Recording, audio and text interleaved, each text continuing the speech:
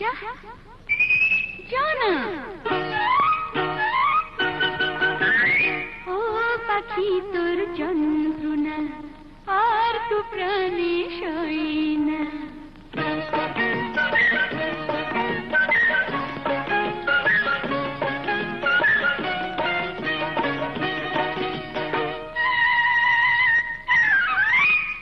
ও পাখি তোর যন্ত্রণা আর তো প্রাণে সই না। যখন তখন তোর জ্বালাতন আর তো প্রাণে সই না। যখন তখন তোর জ্বালাতন ভালো লাগে না।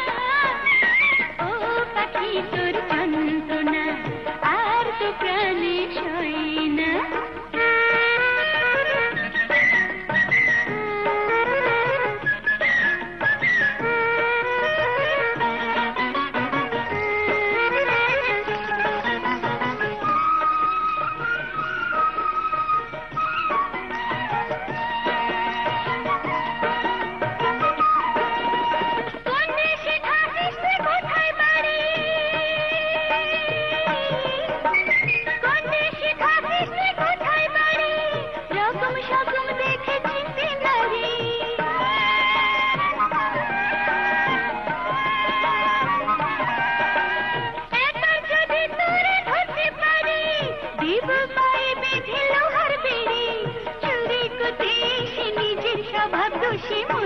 অবশেষে মর মর না।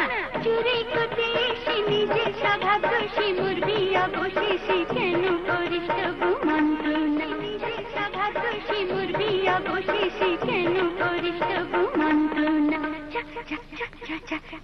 ও পাখি তোর যন্ত্রণা আর তো প্রাণে সই না। যখন তখন তোর জ্বালাতন ভালো লাগে না। ও পাখি তোর যন্ত্রণা আর তো প্রাণে সই না।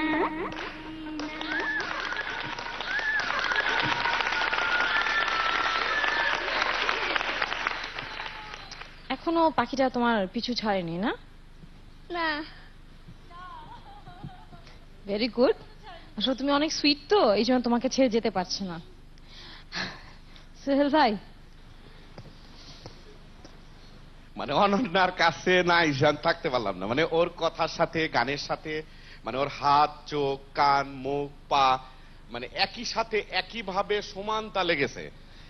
এই যে বিশ্বজিৎ দা আর এই যে সামিনা বসে আছে, এরা যে কিভাবে বিচার বিশ্লেষণ করবো আমি বুঝতেছি না। মানে কাকে রাইখা কাকে কাকে থুইয়া কারে ধরবো আমার বোঝার কোনো ভাষা নাই। সোহেল ভাই আপনাকে অনেক ধন্যবাদ, আপনি আমাদের ব্যথাটা বুঝতে পারছেন। Thank you.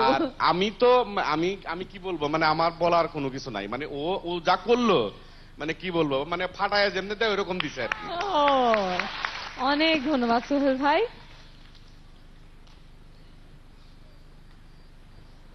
একটু শুনি যাই বিচারক দেখেছে। সাবিনা ম্যাম। গুলগুলি কি রে, সেদিন তো গান গাইলি, আজকে সেই গানটা আবার নাচলিও? এই আমাদের অনন্যা কি নাচ শিখে নাকি? হ্যাঁ হ্যাঁ, এই জন্যই তোর এক্সপ্রেশন এত ভালো। আসলে একজন কণ্ঠশিল্পী হতে হলে মনে হয় অভিনয় জানতে হবে, কবিতার সুন্দর উচ্চারণ করতে হবে পরিষ্কার, তারপরে কিছু নাচের নাচ জানতে হবে, কারণ নাচের জন্য আবার অভিনয় দরকার। সেই জন্যই ও এত এক্সপ্রেশন সুন্দর দেয় গানের সময়, যেটা আমাদের ফিল্মে দরকার, আমরা বলেছিলাম না সেই ফিল্মে। আর আজকের নাচটা তো অসাধারণ। বিশ্বজিৎ স্যার।